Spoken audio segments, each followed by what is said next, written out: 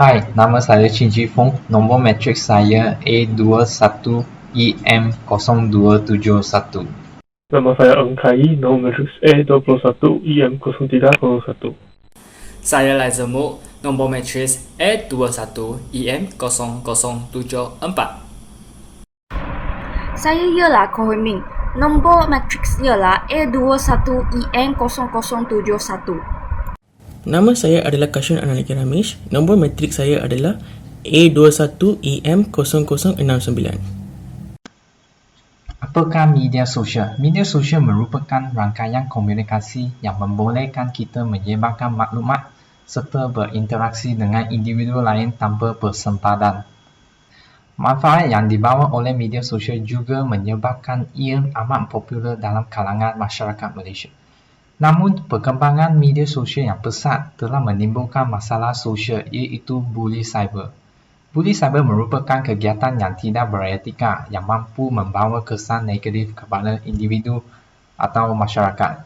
Menurut data daripada kajian Institut Kajian Pasaran, sebanyak 71% kegiatan bully cyber di Malaysia telah berlaku di atas laman media sosial.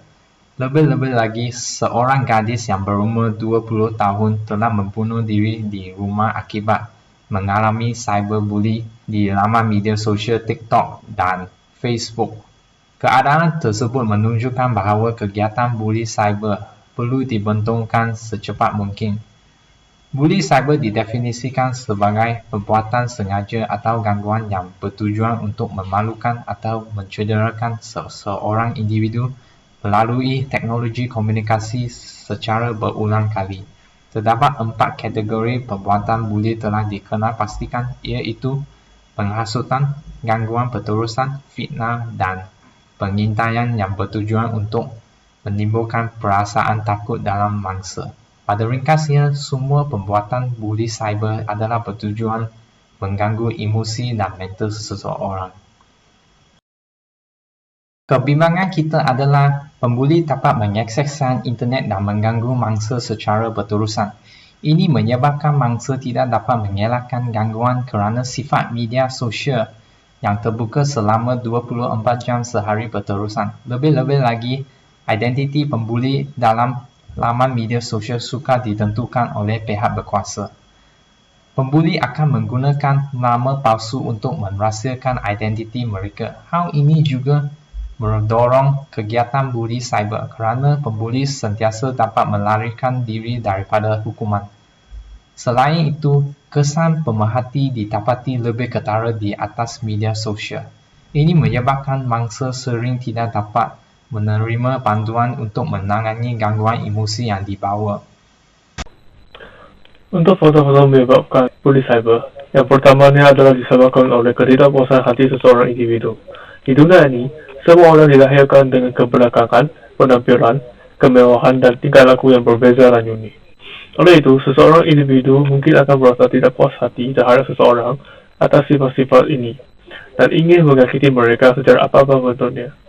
Hal ini demikian kerana mereka ingin mendapati perasaan keunggulan sendiri dan juga menunjukkan kekuatan mereka daripada seseorang individu itu. Selain itu, oleh sebab keupayaan internet yang tanpa sempadan, perlakuan bully cyber menjadi cara terutama mereka berbuat demikian. Untuk faktor kedua, iaitu kekurangan penghayatan nilai-nilai agama. Nilai-nilai agama adalah bertujuan untuk menghindari seseorang individu daripada melakukan tindakan menusahkan masyarakat luas dan memastikan kehidupan seseorang individu menjadi lebih terencana dan memiliki tujuan yang jelas. Oleh itu, dengan kekurangan penghayatan nilai-nilai agama, seseorang individu itu tidak dapat mengasingkan perlakuan baik dan buruk. Hal ini menyebabkan mereka melakukan tindakan bully cyber dan tidak mereka berasa salah. Justru, mereka akan memerangi sesiapa sahaja yang tidak disukai sehingga berpuas hati, tanpa menimbangkan kesan-kesan yang akan didatangkan. Selain itu, keluarga, pendidikan dan lingkungan sosial tempat, seorang individu itu yang kurang berpengaruh dengan nilai-nilai agama juga akan menyebabkan seseorang individu itu bertindak demikian akibat mereka tidak dapat berpengaruh dengan nilai-nilai agama sejak kecil. Di samping itu, faktor seterusnya ialah individu yang ingin bersenerok dan bergurau di media sosial. Hal ini disebabkan oleh individu yang bosan dan ingin mencari keseronokan di media sosial. Individu tersebut mungkin bermula dengan berkata-kata lucu di media sosial, tetapi tindakan menjadi semakin teruk untuk menarik perhatian di media sosial. Akhirnya, bermula mengejek seseorang individu seperti menggelarkannya sebagai gemuk, hitam, jungan atau apa-apa nama lain. Pengejekan tersebut sekiranya kemudian mendapat sokongan dan menarik perhatian di media sosial, mereka akan berasa tindakan tersebut adalah diizinkan dan terus berbuat demikian pada sesiapa sahaja. Oleh sebab mereka menganggap tindakan tersebut sebagai bahan untuk keseronokan dan kuraan sahaja, mereka tidak akan berhenti berbuat buli cyber akibat mereka tidak berasa salah juga.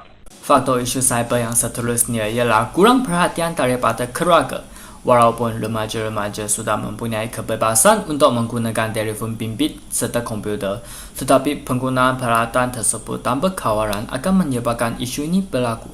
Perhatian atau pemantauan daripada orang tua seperti ibu bapa dan datuk nenek kita adalah penting untuk menenangi remaja terlibat daripada isu cyber ini. Terdapat ibu bapa yang sengaja memberi telefon pintar kepada anak-anak kerana ibu bapa malas untuk menjaga anak-anak. Apabila anak-anak menerima telefon pintar, mereka tidak akan bising dan menjadi buta yang baik kepada ibu bapa mereka. Dalam internet, cyberbully yang berlaku bukan disebabkan oleh sesetengah pihak sahaja. Cyberbully ini berlaku adalah disebabkan oleh semua pengguna.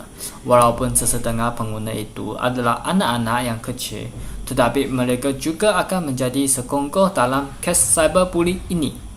Di samping itu, kurang pendidikan yang berkaitan isu cyberbully ialah faktor yang menyebabkan isu ini semakin meningkat di negara kita. Kebanyakan isu cyberbully ini berlaku adalah disebabkan masyarakat kita kurang mengenali pendidikan tersebut. Mereka tidak mengetahui bahawa tindakan mereka dalam atas talian berkaitan dengan jenayah cyberbully. Kadang-kadang mereka juga tidak berkesan bahawa mereka sudah terlibat dalam kes jenayah cyber seperti mengedarkan maklumat yang palsu, mengedarkan maklumat yang sensitif dan mengeluarkan perkataan yang berunsur fitnah. Dengan ini, mereka akan meneruskan tindakan mereka tanpa berhenti sehingga ditangkap atau diberi amaran daripada pihak polis. Majoriti penggunaan telefon bimbit atau media sosial adalah masyarakat yang berperingkat remaja dan ke atas. Oleh itu, kebanyakan kes akan disebabkan oleh mereka. Kekurangan pendidikan yang berkaitan akan menjadikan mereka kurang matang semasa mengaplikasikan media sosial seperti Facebook, Instagram dan Twitter. Ceramah dan kempen kesetaraan tidak diadakan menyebabkan pengetahuan tersebut susah untuk disampaikan kepada masyarakat.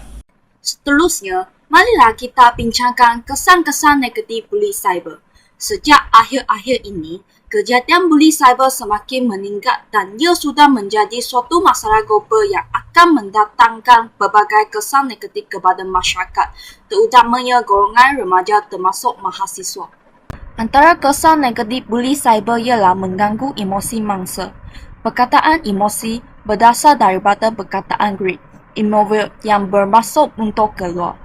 Emosi merupakan satu perasaan yang dialami oleh seseorang individu dalam suatu keadaan yang memberi makna kepada dirinya.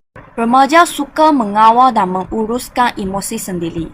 Oleh itu, mereka akan menghadapi masalah emosi yang serius apabila mereka dibuli.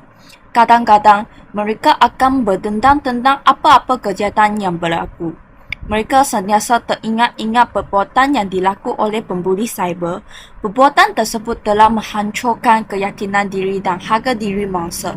Akibatnya, mangsa akan tertekan dan lama-kelamaan akan mengalami kemurungan. Selain itu, kesan seterusnya adalah menjejaskan harian aktiviti mangsa sampai mereka melakukan tindakan bunuh diri. Biasanya, mangsa yang sedang dibuli di alam maya akan menghadapi tekanan mental yang sangat kritikal. Hal ini disebabkan oleh mereka tidak dapat berfikir secara waras. Buli cyber akan membawa kesan fizikal kepada mangsa.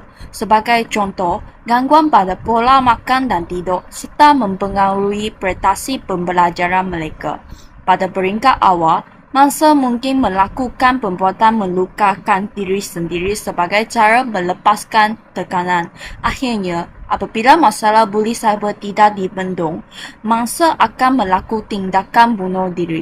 Tambahan pula, buli cyber juga akan mewujudkan unsur kebencian dan merenggangkan silaturahim. Hal ini disebabkan oleh perbuatan yang dilakukan oleh pembuli cyber terhadap mangsa telah menghancur harga diri mangsa. Natijanya, mangsa akan berasa marah dan benci dengan si pembuli cyber. Lain daripada itu, hubungan silaturahim antara mangsa dengan satu sama lain akan menjadi renggang. Dalam kehidupan seharian, tidak ada orang mahu berkawan dengan mangsa itu. Manakala, di platform media sosial, mangsa dengan si pembuli cyber akan saling membuli di alam maya. Sebagai contoh, si A membuli si B di Facebook, manakala si B juga akan membalas dengan membuli si A semula. Jadi, hal ini akan berlaku berterusan sehingga kedua-dua berpuas hati. Tambahan pula, buli cyber akan menjejaskan imej masyarakat dan juga negara. Apabila bilangan kes buli cyber dalam kalangan masyarakat semakin bertambah, ia menunjukkan bahawa buli cyber kini menjadi masalah semakin ketara dalam negara.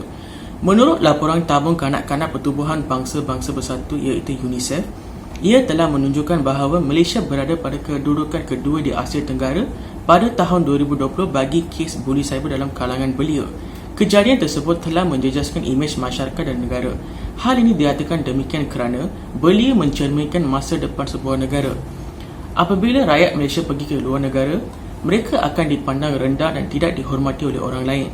Lain daripada itu, ekonomi dan keamanan negara juga akan terjejas apabila imej negara terjejas. Jika semua masyarakat berganding bahu ibarat ke bukit sama didaki, ke lurah sama dituruni, sudah pasti imej negara dan negara dapat dipelihara. Oleh hal yang demikian, masyarakat perlu memberikan perhatian kepada kes buli cyber untuk mencegah masalah ini.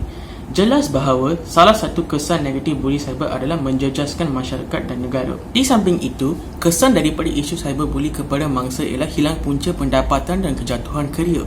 Imej atau maruah mangsa cyberbuli akan dijejaskan semasa dan selepas kejadian cyberbuli berlaku.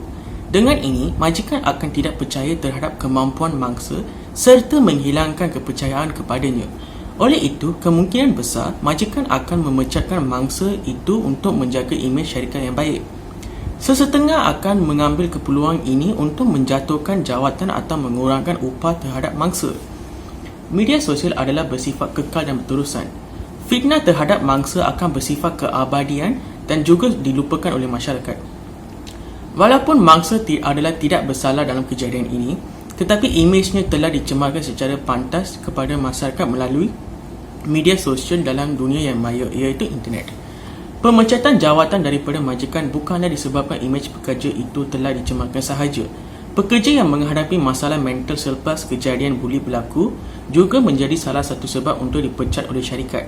Hal ini kerana keupayaan pekerja itu telah berkurang dan tidak sesuai lagi dengan jawatan tersebut. Kehidupan seharian mangsa akan berubah disebabkan mereka menghadapi masalah mental. Oleh itu, hilang punca pendapatan dan kejatuhan kerjaya adalah salah satu kesan yang tidak dapat diabaikan terhadap mangsa cyberbuli.